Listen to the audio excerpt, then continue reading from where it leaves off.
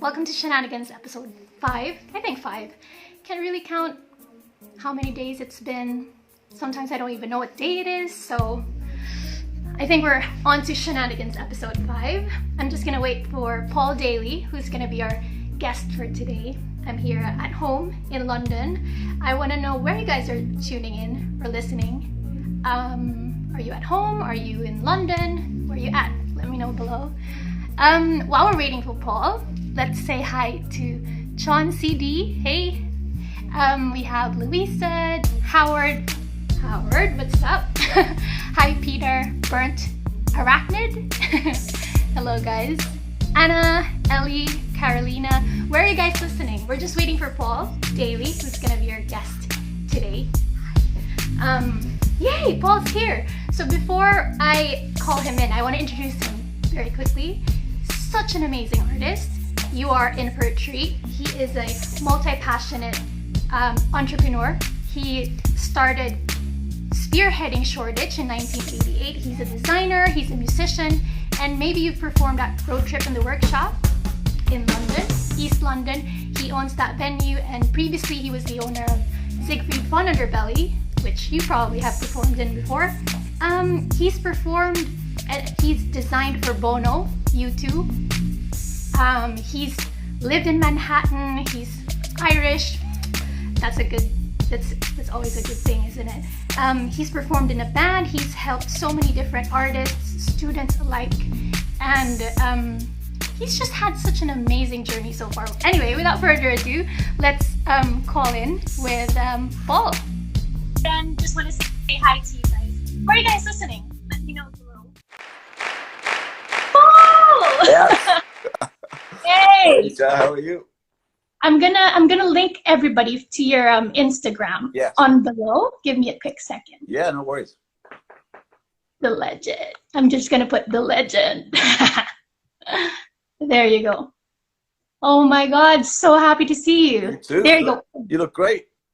Thank you. I wanted to look a little bit of a rock star vibe for you. You look beautiful. Thank you. You look like a rock star, as per usual. I wanna start off by embarrassing you a little bit. We're not embarrassing you. I wanna compliment you heavily. You are a living legend. You are, even on Wikipedia, I know this is such, I've read about you and you've done so much. You've spearheaded the movement in Shoreditch. You've been there, living there since 1988. Yes, Can't really pronounce this properly, but you've even designed for Boateng, Savile Row. Is that the right way? Yeah, well, we were just on a Zoom call there a minute ago, me and Oswald. Yes, Oswald was the first ever black man to have a shop on Savile Row, and which is a big thing. So, I mean, there was a bit of a thing in England back in the day, which was, no dogs, no blacks, no Irish. I mean, those days are way gone, but it was interesting for us because obviously he was the first ever black man to have a shop there, and I was an Irishman who designed it. So that was a pretty seminal moment. When was that? What year was that? 1995. Damn, that's amazing. You're part of it's a revolutionary change. And also you performed in a band. You're a singer in a band. Well, that's a long time ago, Sha. I'm not as well. I mean, that was, that's one of the things I love about, being in a band, for example. It's not all about, for me, what I learned from it is it's not all about making it. It's actually about the whole thing of just doing it, and you realize when you're older, and you've done it, let's say for the 3 years I did or whatever, you learn a lot of things about just organizing and being in the teamwork aspect of it. Obviously the songwriting aspect of the art part of it is the part that you need at the beginning, but then towards the end, or to get it off the road, you need quite a lot of business acumen or organizational skills and stuff. That's what I learned that I had by being in a band, which I put to great use later on. Yeah, but that's incredible. You know what? I just found that out a week ago, actually, and I've known you for ages. We have actually, just for the ones who are listening or tuning in, please ask Paul Daly any of the questions that you may have. Maybe not dating questions, but then you can ask him pretty much about anything and everything about being an artist, being an entrepreneur, starting out in music, making it and sustaining it, because that is the goal as well. And you are an award-winning designer. You've Yes. designed furniture, you've designed for bars and some of the top clubs and venues in London. What was that like?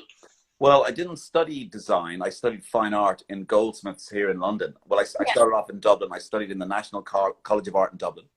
There I did a foundation course, and then I transferred over to Goldsmiths. And then I just found it was an incredible time to be making art, because a lot of the people that I was in college with, I was in college with Damien Hirst and Gary Hume and Sarah Lucas and some amazing artists that went on to be quite big and everything. But at the time when we were there, no one really knew that was going to happen. It was just people, it was just a really creative time in there. That was in 84 to 80. Yeah, 84. We started there.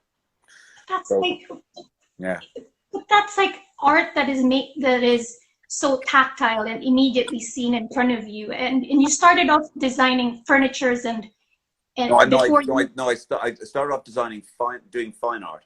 right, I started making furniture when I lived in New York, because essentially right. when I left art school, then I had to start making a living. So I went to live in Manhattan, and then I was like, even my degree show was all about installation. It was all about places that you went into. It was all about it was all about the whole environment. So then when I was in New York, obviously I had to pay the rent. So suddenly, and one of the things that we Goldsmiths people were very good at was like, all the tutors that would come to see us would always be, remember, you've got to pay the rent. Remember, you've got to have you've got to learn how to, if you want to be an artist, you've got to make sure you know how to survive. Because a lot of people, they study art and then they have to give it all up to survive. And I don't mean, obviously there's a few who make it and they're a very small percentage. But if you want to keep art in your life, all your life, then you have to learn to survive day by day or week by week or year by year. So without giving up on what you are, you know what I mean? You don't have to make it. Not everybody makes it. You have to just make it part of your life. And that's, Yeah, like yeah. I like what you said about, I mean, making it, especially what you said about the beginning. It's not about making it like #1 hit worldwide. It's not really about that. It's like the skills that you learn while you are creating art, while you're in the band, the business acumen, all of these skills are transferable. It's not just Totally. right. And Yeah, I like they are so transferable. Everything that you guys are doing, every single thing, from coordinating the equipment to doing a set that suddenly people haven't turned up on time. Can we change the set list? Can we delay it? The actual night, the night that's in it, and how you deal with it, and how you do it with a smile on your face and making sure no one falls out, no screaming, or you try and avoid all that. And you try and do it so that you're all a partnership, even in the worst moments. Keep your head. I mean, obviously we're in one of the worst moments in my whole entire career now with this whole virus business. And it's like, how do you keep your head? How do you keep your head? And how do you keep your head without being rude to everybody? How do you keep your head with everybody beside you, wanting you to get through it and all that sort of thing? That's how you do it. I mean, it's teamwork. It's teamwork. Well, there are people who are saying hi to you. Ross, Dan Kelly, Uncle Paul, legend. Oh, right. Love cool. That. Maybe you want to say hi to the people who are probably... Well, I can't really see what's... Yeah, well, hi. Hello, everybody. So hang on. Is Sean on? That's great. Yeah, cool. Yeah. Yeah, I didn't know that was going to happen. This is good. Before we dive in quickly into the main body of it, someone asked a question. Marlon Oliver, hi. Just wanted a quick question, and we will also have questions after the show, but I want to get into this because this is a good leaping point. What is the best way to go in terms of performing a show at one of your venues? Because a lot of ICMP students have performed in your venues, and how do they get in contact, or how did that come about? Through you, Shah. I mean, we have a completely open policy because I used to be in music, and a lot of the people who've worked with me through the years are in design, and they're actually multi-talented people. So I tend to, because I suppose I'm one of them myself, simply through having to survive. And also you have the skills in one area, you can pretty much transfer them, you know, to a lot of other areas in the creative arena. So you tend to attract those kind of people as well to you. So consequently, the people, when they're approached by people in your college, you know, they just have to come in and say, look, we want to play here. And also obviously email. We on our website, we encourage people to come. But one of the main points I was making there was, because I was in that world, the way I set up Roadtrip, for example, and Zigfrid, was that my raison d'etre was that I was going to support live music regardless as if it made me any money. Right. So it was set up, it was designed, which everything is, it was as a piece of work. It was designed to support. And it was designed that the bar upstairs could pay back the rent, could pay back the borrowings, could pay back the investment, and that the downstairs live venue would support what I came from, like live music artists. So people could play there to 10 people, they could play there to 400 people, but amazing. That it's so I a lot of the time I'm like, people say, oh, should we go with this? I'm like, let's do it. And it's like, you know, there's only one owner, so I just go. A lot of the time, I had another group one time, and there was too many of us to make fast decisions. So I just go, yeah, do it. And I have a real instinct for it because I used to be in a band. Yeah, and I'll just reiterate that. So, like what Paul said, it's an open door policy. Yeah. Essentially, you just have to walk in with your coolness, speak to somebody. It's probably better to email. I suppose, it's better to email, you know. And then say, look, we have this idea, we want to do this. And everyone these days, especially obviously now in the last, you know, month, we realize that, you know, you can actually live a life online. It's not as good as real life, but we know we can do it and have conversations like this where ordinarily you and I would be sitting in reality on the terrace of Roadtrip doing this interview kind of thing. But now we're doing it in homes. But one thing I'm glad about is realizing that this would never compete with real live music. This would never compete with real life, even though it's good and it's a good substitute, temporary substitute, but it'll never compete with what we do. Never. Never. The live element will never be replaced, ever. Yeah. And, it's just something that you can't replicate, you know? You can't. No. So I just want to start off with, well, in 2003, you built Zigfrid von Underbelly, but you've been in Shoreditch since 1988. Yes. I mean, what was the impetus? What made you, I mean, you said it was a barren land, it was construction or something like that over in that area. And what, did you have a vision for it? Did you have like an idea of what it could be in the future? Well, that's a great question. And I'd be a liar if I said yes. Essentially, when I moved back from New York, I ran into Gary Hume, who's a great painter. And he was then, Sarah Lucas was around then as well. And they kind of, we basically squatted an old building. Because in the 80s, squatting, it sounds a bit weird now, but in the 80s, squat culture in London was a big thing.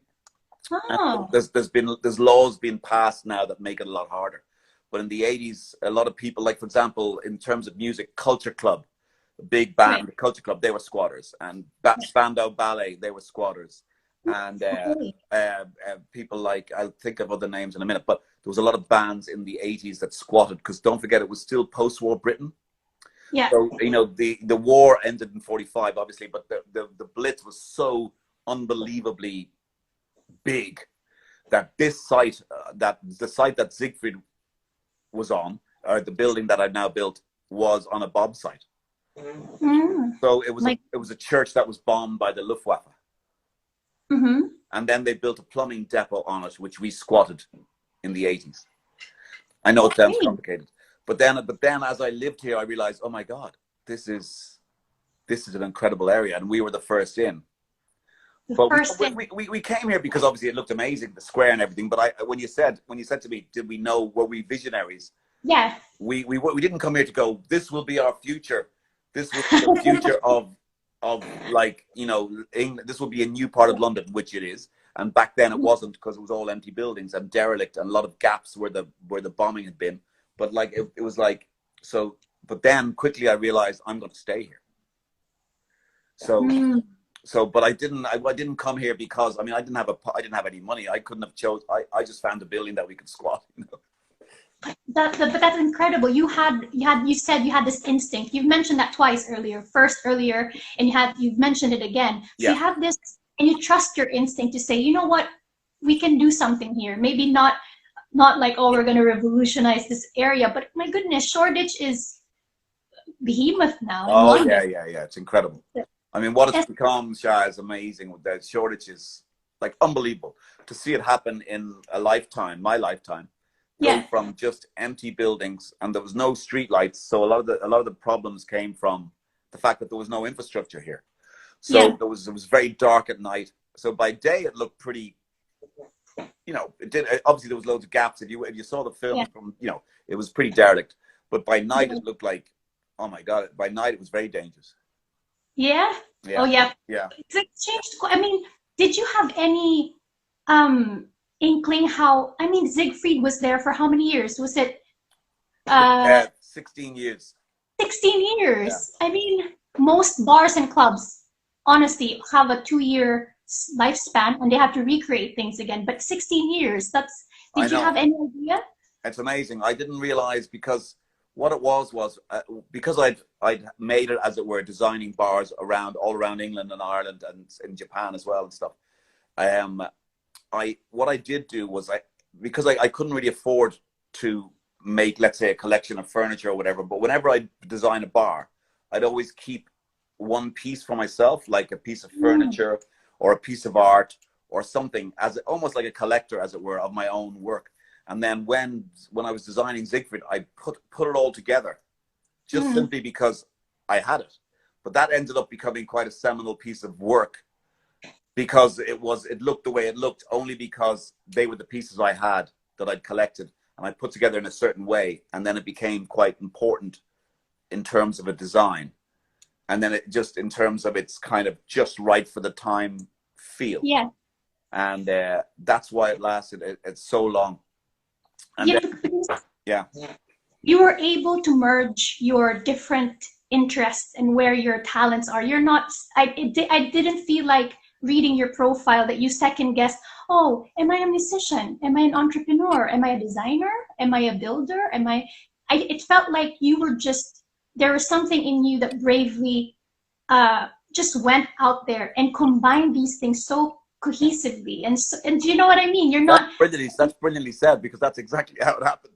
But also, you got to remember the Irish spirit. The Irish spirit is a bit like, oh, I'll give that a go. And it's like, you know, it's like, I'll give that a go. And also, you know, like I said, going back to earlier, the one thing you learn about being in a band first, and then maybe, obviously, before I was in a band, actually, my dad put me on a metalwork course because I was a dropout. So he put me on a metalwork course, and I realized I had a natural aptitude for welding, for metal, through my dad, God rest his soul, through him. And he just thought I was going to be a total and utter loser. But because I was quite wild in my teens, to be honest. And but then I suddenly found that I had this thing that I could just take steel, and I was quite strong, and I boom, boom, boom. And then I ended up in a band and everything. So already I had a kind of a language with creativity. Then it was the music, which is exactly the same thing. So from the very get-go, my feeling was I could give everything a go.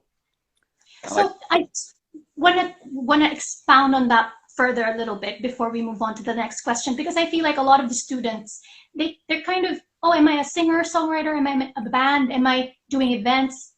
There's a lot of a doubt, I guess, when you're, maybe not everybody, but a lot of people have doubts, right? And they don't quite know what to focus on. But what you did, you just went for it, and it all worked out so well. And I guess if you had to really think about how you were able to combine these interests and skills that you have, what advice or what kind of mental state, or do you know, like an attitude maybe that that's a brilliant question, because obviously you do have to have a bit of a nose for the opportunities, but clearly you have to go down each road. Like, for example, you have to go down each road that comes before you. But obviously, if it's not, you have to know how long to go down that road and when to maybe diversify. So it's a $1 million question really, because obviously the roads that came before me, and I decided to jump onto another road, and then while not abandoning the first road either. Those opportunities are the opportunities that come along. So it's almost like a process of elimination that you have to be aware of. And another reason it's a very good question is, and it's very apt for the fact that you're talking to me, somebody who's done stuff. What I did when I was younger was I talked to people who I admired, and I'd say, it's in New York City, there's a guy who owned a building, and I was like, how the fuck did you get this building? Yes. And he told me the story, and I memorized it. And he told me how he came to this crossroads, and he had this opportunity. Like me, he had some land that he could have got a hold of or whatever. And I was like, oh, and I memorized it. I memorized everything. And remember this is very important, that we have 2 ears and 1 mouth for a reason. 2 ears. I love that. I think, just to reiterate, basically, the greats have done it before. And if you're there are ones who have passed away, you can check out their work online. But if there are idols that you have or people that you love, check how they've done it. And that's why we're talking to you, Paul, because we want to know. Or ask them. Because in the 80s, you didn't have the ability to talk to everybody unless you ran into them in a bar or whatever. And another reason I love bars, by the way. But nowadays, you can actually find out. You could just find out through the interweb, and actually approach somebody. You know, obviously you have to do it in a cool way. Otherwise, it could appear a bit. It's got to be done in a way that's like, look. One of the things I always advise people is to always say to somebody, look, I have a business opportunity, or just if you're a student, especially, just say, look, I just need some advice, because someone like me would never turn down giving the young bloods advice. I mean, ever. Because if I did, I'd be just a sellout. I'd just be like all those other pricks that I never thought were. I mean, if you guys are tuning in, Paul Daly, if you follow him on Instagram, follow his adventures and other, and please, and that's a great, how do you say? I mean, hey Carla, it's amazing. that's my sister, yeah. Oh, Lisa. Cool. Say here, hi Lisa, Carla. Yeah. But so let's move on to, I have a cheat sheet here, but I want to ask, just for the musicians out there who are listening, what was it like working with Bono on YouTube? That's bad. Well, I mean, the thing is, I mean, okay, for an Irish person, I mean, they are that you're talking about, in a very important, phenomenon really for a small country like ours. So they are incredibly part of, okay, Phil Lynott, some would argue that Phil Lynott started, like, there's a musician called Phil Lynott who was in a band called Thin Lizzy, who was really my hero in a sense. But that he paved the way, and then you had the Boomtown Rats, and then you had U2. And so this is really important, because these bands put Ireland on the map at a time when obviously Bob Marley was doing the same thing with Jamaica. So small island countries were having massive voices. And obviously Ireland had music, famous, incredible music, and Luke Kelly and absolute geniuses that I love. But in terms of the youth culture, in terms of global youth culture, they came and dominated, or not, well, they didn't want to dominate. They certainly had their part in the whole thing. So that was really important for me, especially because I was in exile. So I was living in, even though I knew them from back in the day, because we're from the same part of Malahide, some of them. And basically, so it was for me, it was really good to be designing props for them as a metal worker, as a designer, to be designing props for the Zoo TV tour, which I did. It was incredibly good, because it was great I got a lot of press. It was an Irishman who'd gone to live in America, grew up partially in Africa, who was living now in the new part of London, and London is the media capital of the world. And suddenly, and I was designing these props for a tour they were doing, which was their first sojourn into pop art. That's crazy. For example, these are some of the pieces right now. Look at that. Look at that. Oh, that's a tour. That's for a tour in 1996 or so. And then these were on the mic stand. These were right in front of you know, Bono's face. This is a famous tour.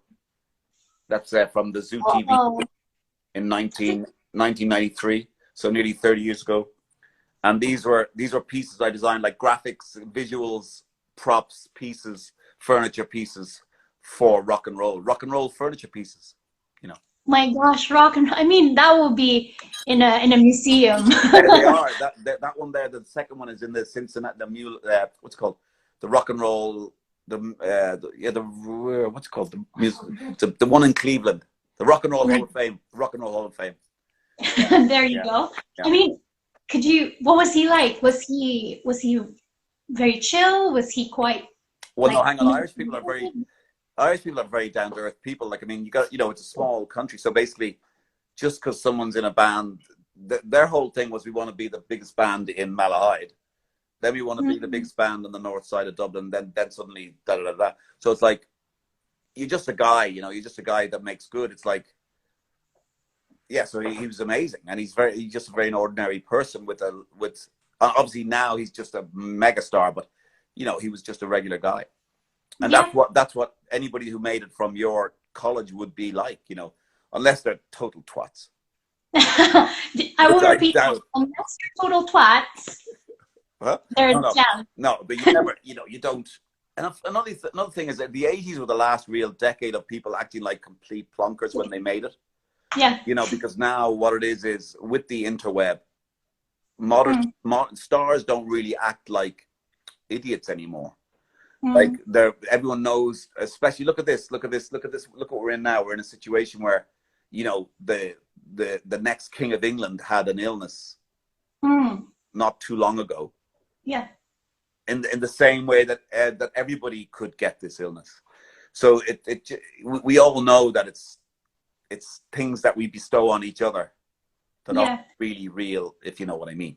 They're just things that we're doing on the journey, because don't forget, the journey is the destination.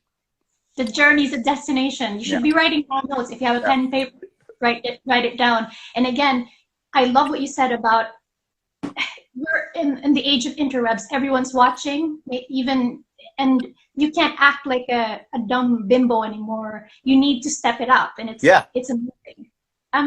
Absolutely, so this is so. I mean, even really pretentious fashion people have more depth now, because, like I said, I was very much an 80s kid. And in the 80s, you could get away with not really having a personality if you looked a certain way. But you can't really do that anymore, which is fantastic. I mean, these days, you really have to have the depth of field, you know, the depth of field that it requires, you know. And I think that's a good improvement. It's a double-edged sword. There's a lot of negatives with social media, but there's also this, which is great that we're talking about this. I think that you're absolutely right. It's a double-edged sword. It's a double-edged sword. Yeah. Well, people are saying that you are a mentor to them, and you're a legend, and you change their lives on the chat if you're watching. I'm just a regular guy. Yeah. We're talking to a regular guy, aka legend. So what was Hoxton, Shoreditch like in the early 2000s? I want to know. Well, it was quite debauched, actually, Shah. What happened was, so you had the 80s where there was very few of us around. In fact, none of us, just a few of us. And then it was amazing. That was amazing. But obviously, we were all just really struggling to make art. And then suddenly, I noticed. But remember, you're in the everyday. But we were a very cool crowd. But then I suddenly noticed that Alexander. I used to go and get my hair cut with a girl called Mira, who's an amazing woman who now lives in LA. She made it quite big as a hairdresser and a stylist.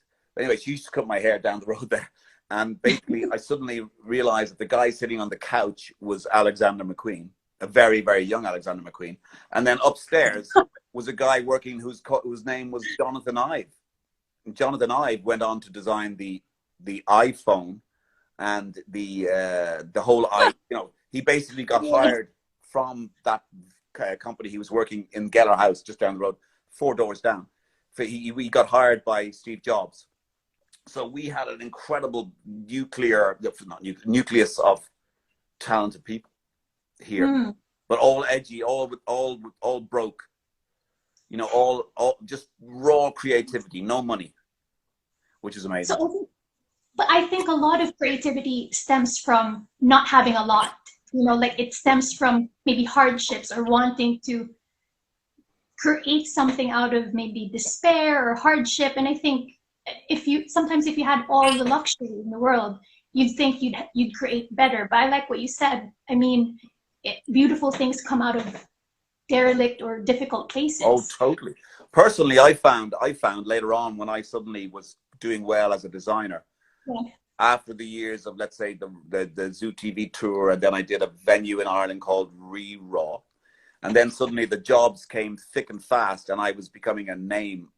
I found that the limitations were better than the limited budgets, were better than the unlimited budgets.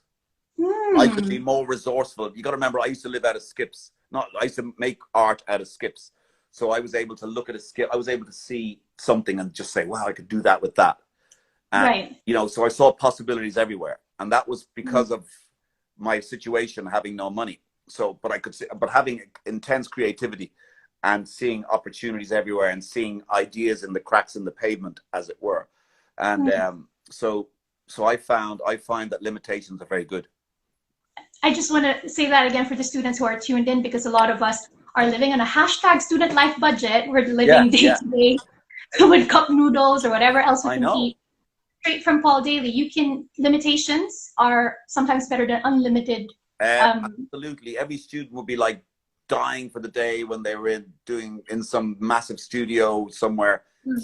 Not necessarily going to write your best songs there. You can do it right now. You can do it with the limitation. Just remember, I love that. Eat your greens. Eat your greens. Eat your greens. I mean, okay, I wanna talk a little bit about how you supported. You've mentioned it earlier during our conversation, how you've supported musicians and artists, and because it was a very clear intention for you. It wasn't kind of like a happy accident. You wanted to support local talent. Yeah. You wanted to support new musicians, all kinds of musicians, but especially those who are just maybe starting out, and especially students. I mean, why is this important to you?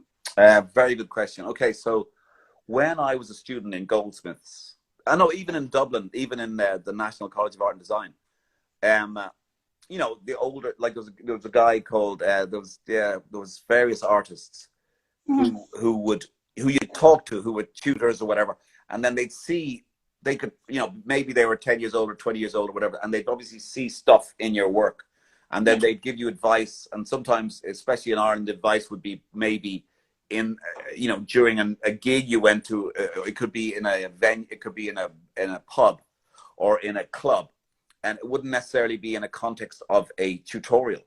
So then then it began to just like fuse into every part of life for me, where you might glean real pearls of wisdom. And so approaching people, and again, like I said, 2 ears, 1 mouth, and you listen. If you ask someone a question, listen to the fucking answer, and then maybe pitch the question. You pitch the question to do with your problems, and you just do it really openly and honestly. And I have some friends from Dublin at the moment who ask me questions, and I love it because they ask really honest questions. And they are cool young kids and everything, but they could, if they were more pretentious, they would ask, they'd already think you should know the answers to the questions, but obviously you don't. Or you might have the answer, but you just want to know if your answer is the right one. So you kind of load the question to get the same answer as the one you thought about, if you know what I mean. So again, it's like a process of elimination.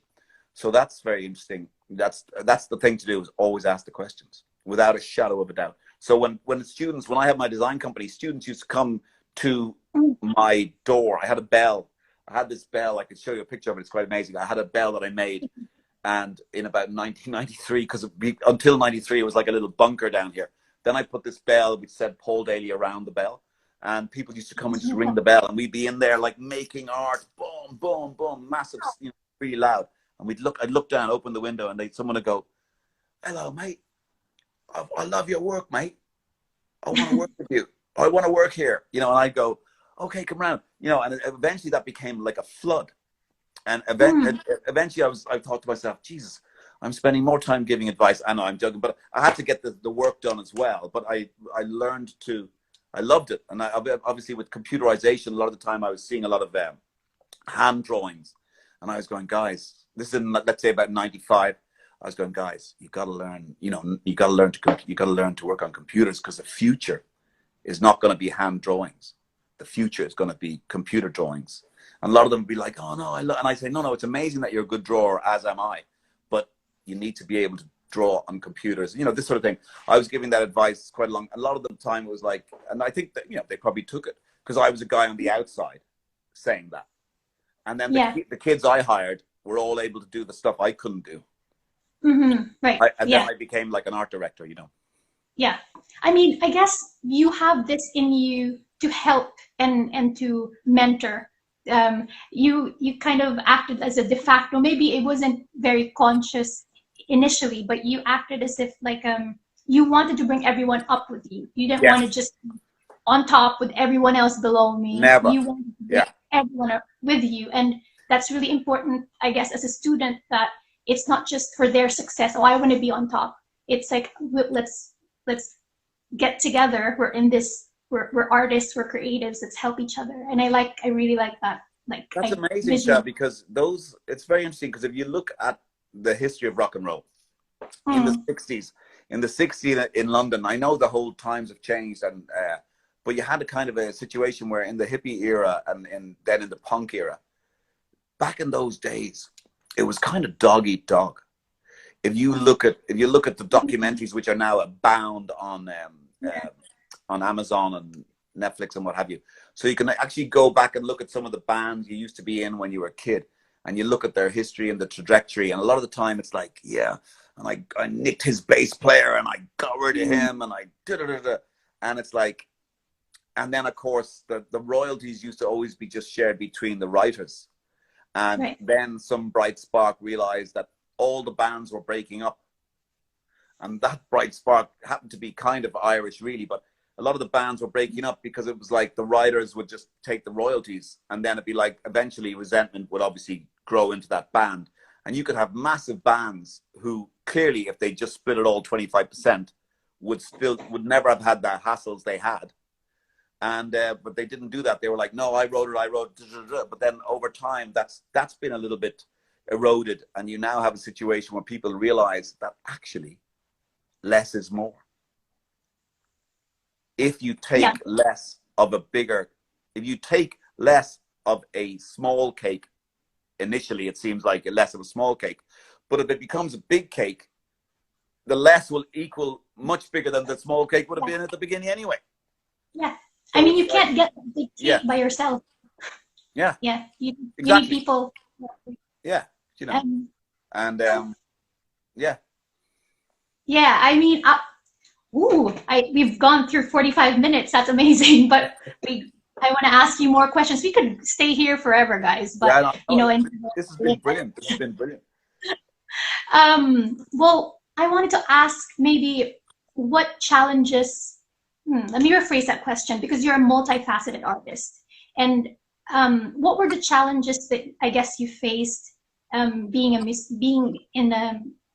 just having a lot of these interests, and how did you overcome them? You know?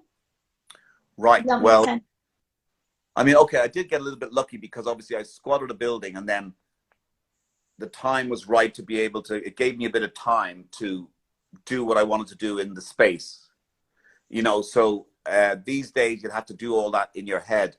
And a lot of the time I see a lot of young people now, they're sort of working, I assume it's the same musicians, but like a lot of fine artists are sharing spaces, and they're all working together in smaller spaces. Whereas I actually had 2,000 square feet of space, so I could make like sculpture, I could make furniture, I could experiment with stuff.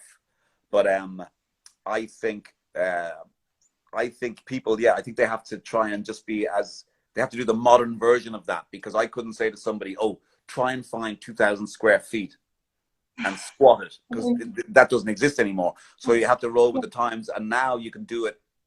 And the fact that we're doing this interview now here in my kitchen and you're in your place is testimony to how you don't need the space anymore.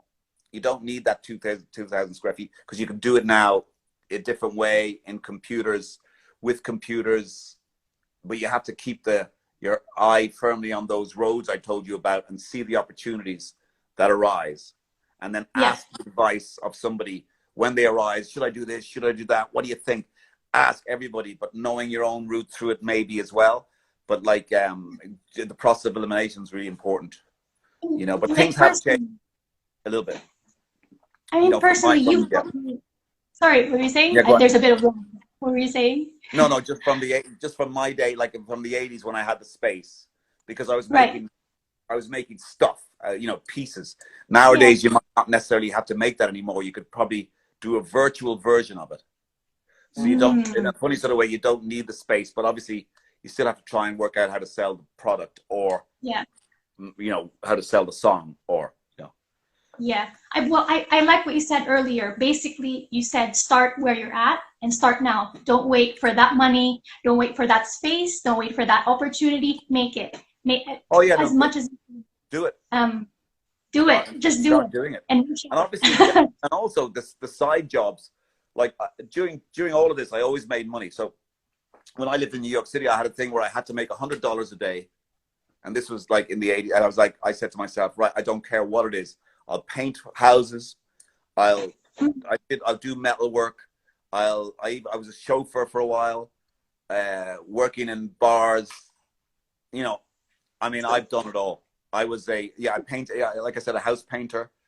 You know, just anything. Wow. And that gets you even more hungry. Which when I see lazy young people, I do say, I've got to say, I think they're missing an opportunity. And there's an irony there, because the interweb can actually make people lazy. So there's as you mentioned earlier, there's a double-edged sword to this whole thing. So it can make people expect it. They can make people see all these things, see into people's houses and want it before they even have earned it, as it were. So the thing is, you have to work hard. I celebrated hard work. Yeah, I did. So Paul, you mentioned you were painting houses, you were doing metal work. Basically, in your head, you didn't demand that your art feed you. You know, you didn't say, you know, my art needs to be the one that sustains me. What you did was you'll do whatever it takes for you to be able to create. Totally. And was that a conscious decision? Absolutely. Yeah, because I was very, very physically fit, and I used to love it. Like, for example, I used to work for this artist in New York City called Brian Hunt, and I used to have to walk his dogs, and I used to have to clean the studio, you know, and I was the best sweeper. You know, I used to pride myself on literally being able to clean that studio like unbelievably well. And I got into this whole technique of how I held the brush and everything. Everything to me was art, and everything had a technique and a dexterity and a kind of a rhythm. And that's what I got into that. And I got into that notion that you just do whatever it takes, and you get better and better, because, and then people could see it in you. They go, I want him. I was doing some demolition. I was actually doing demolition in New York. And I heard people say, I want that Irish guy. Remember that Irish guy? I want him. It was like, I just got the job done. You know, you just got a job. Yeah, I just got it done. Yeah. So it was like, you need to get into that mindset. I just to reiterate again, you need to get into that mindset. And you also mentioned that I think you do everything. You said everything for you is art. And I think we forget that. It's not just songwriting. It's not just playing an instrument. Everything that you do, how you make your coffee, how you dress, how fashionable you are. You're also fashion. You are also into fashion. Like how you present yourself is art. I agree. I totally agree with that. I think it's in everything you do. It's how you know, one of the things I do, because I went to boarding school, is every day I jump out of I make my bed every morning, almost kind of like a soldier. And it's like, and it's like, that discipline. There is a saying, I think there is somebody, I can't remember who it was, but there's somebody who said, some people who make their beds every morning, very tightly organized, boom. It's almost like how you mean to go on. And I know this might sound terrible to a lot of people who leave their rooms like a bombshell, but that's my whole thing with, like, you organize it from that vibe, you know, you present it and you get on with it. The first thing you do. A little more of a gossipy question, but I kind of want to know any PG interesting nights or stories you can share from being a venue owner And I just want to know. Well, yeah, I mean, there are loads. I mean, the thing is, you got to remember, as a licensee, okay, what happened, interestingly enough, is when I opened Zigfrid, suddenly you become kind of a different standing in the community. Like, for example, it's a very interesting question, but it leads on to actually another little thing. But suddenly I noticed when you're suddenly in charge of thousands of people a night coming to your property, that suddenly you're in with the police and the chief of police, and you're in with the local authority, and you're actually in charge of people. So you tend not to, even though I had a very wild, misspent youth, and I was actually always very honest about that, because listen, everybody, you'd be surprised, some of the police are incredibly cool people, and I was always very honest with them. But and basically I had a very, very successful venue full of all the coolest people in London, and you know, but and stuff went on, but I certainly wouldn't be the person to tell the story. Yeah. But it was like, but you have to, yeah. So you have to kind of, you know. Well, what was the highlight? Would you say? Could you give us a highlight of your career? One of the highlights. I know it's difficult to pick. You have probably 100 different highlights, but maybe something you'd like to share to the students here, or people who are watching. Well, the simple things are the highlights. I mean, well, okay. The highlight for me were the simple things. Like, for example, you guys, you know, you write. I sometimes see somebody write a song. Let's say, because I obviously seen a lot of your friends on Instagram and everything, and I listen to a song and I go, wow, that's an amazing song. And then that person obviously has to try and get that song out, play that song live, but that's a highlight of that's the thing they should be focusing on. And in my life was turning. I suppose the highlight was turning. What are the highlights?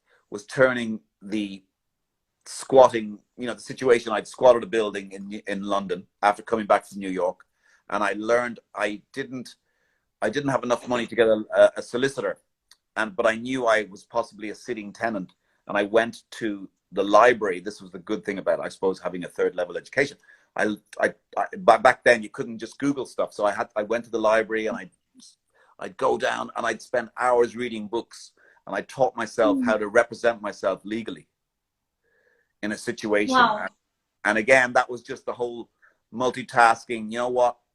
If I do it, it's not gonna. If I don't do it, it's not gonna happen. No one's gonna do it. No one's gonna do it. Well, I can't. I have to do it. So I had to do it. So I learned how to do it, and then I learned how to get myself. And then I ended up with the building. You know, I ended up owning a building. You know, by working extremely hard. Sorry. No, by working extremely hard and not keeping your eye on the ball. You know, and not giving up. Not giving up and keeping your eye on the ball. I mean, I don't know how long we've got on Instagram, so I want to know any questions that you have. If you're watching, please send in your questions about being a multifaceted artist, about Paul, who's done so many amazing things, from designing, from fashion to music to handling artists and being a venue owner. So let us know your questions. But before the questions, someone here said, I had the pleasure of working with Paul just when he started on Zigfrid. Most fair, hardworking, trusting, supportive boss and mentor anyone could wish for, from Francis. Wow, that's amazing. And there's Elijah Rowan. Yeah, Elijah, yeah. He won, and a lot of different people like praising you from a lot of fans. So anyway, if you have, what's next for Paul Daly? That's the question from Mary Cat Kelly. Yes. Well, you know, for me, I'm a very practical person. So obviously we're in a bit of a tight spot at the moment, one of which I've been in tight spots all my life. And that's another thing, actually, by the way, is every 3 years or so in my life, there was always a stratoscopic situation would happen. Sorry, stratospheric.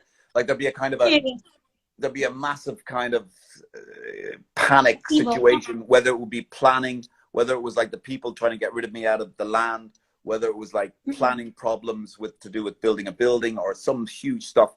And I'd always be like, shit, how the hell do I deal with this? And it would be like, those moments obviously make you or break you. And I mean, we're in the biggest one the world has ever been in, possibly. We don't know yet because we don't know. So it's escalating. We're in it right now. And so right now I'm, I've been watching a lot of boxing. I love boxing and football, but Yeah. I've been watching a lot of boxing and looking at all the great fights and thinking about, Rumble in the Jungle. And I'm thinking that we're on the ropes. We're on the ropes now. So we're on the ropes, and we got to get off the ropes. And so my next Sorry? thing is getting I'm a very practical person. So my next thing is getting off the ropes, getting the business, because obviously, our businesses are closed down. So my next thing is getting back up, supporting live music again. And I know it'll bounce back, because let's face it, and we touched on this earlier, this will never substitute real life. As much as this interview is amazing and people are all they're Zooming all the time and they're doing whatever. Literally, it's just never. And I've got some young kids, young Freds from Dublin, and they're all like, they're chomping at the bit to have a bit of real life.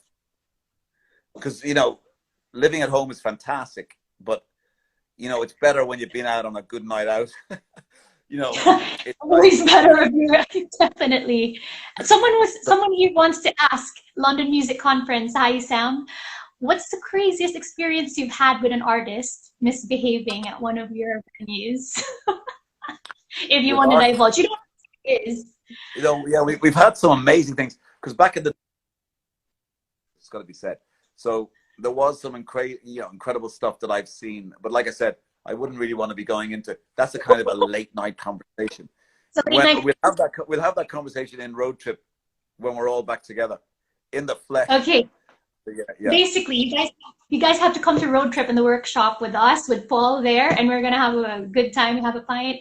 Let's talk about the nitty-gritties. And exactly, one of our favorite sayings is like, it's like we're talking about dancing and cavorting and with women and men, and that's what we love.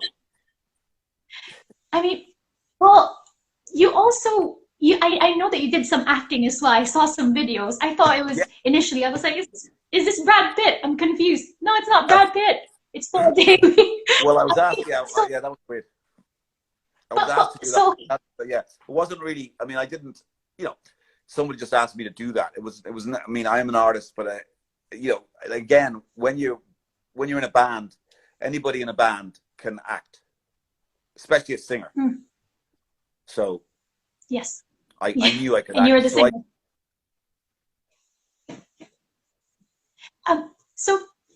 There's a bit of a lag, but can you hear me okay? Let's see. And that's how it happened. That's how I ended up in a band. But I knew I could write songs. And the same thing happened with the movie.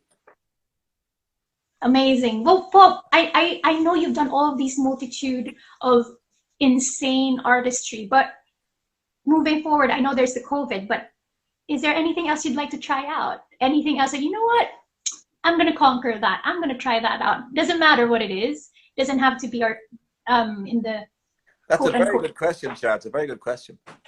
I mean, to be honest, that's a very good question. What's next? I mean, I do think I found my forte. I mean, obviously, I think with Road Trip, I have an incredible brand.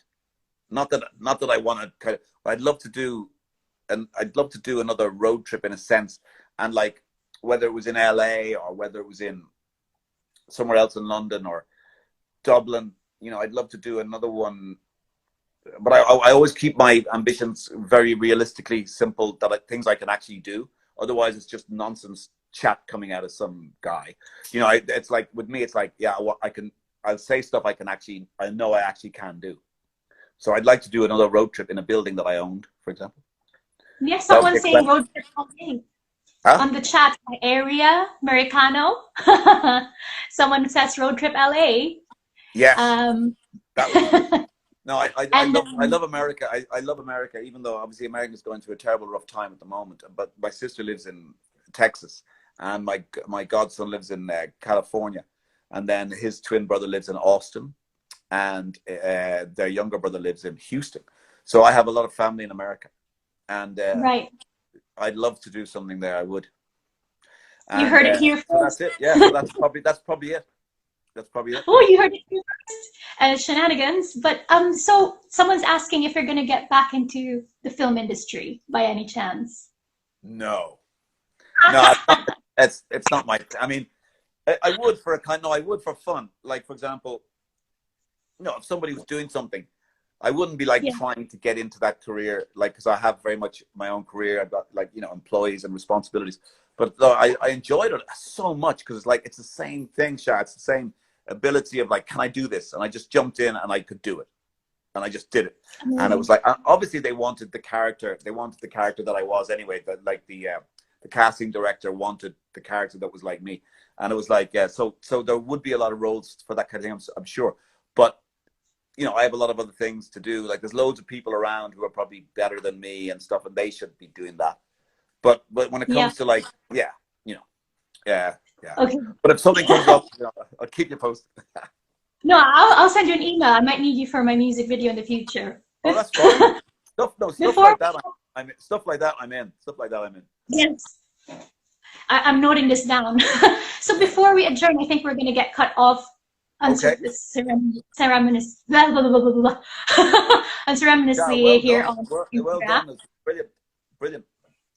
Oh, thank you so much. Honestly, Paul, like, just a quick anecdote. You've actually helped me so much. I met you 5-6 years ago in Singapore. Yeah.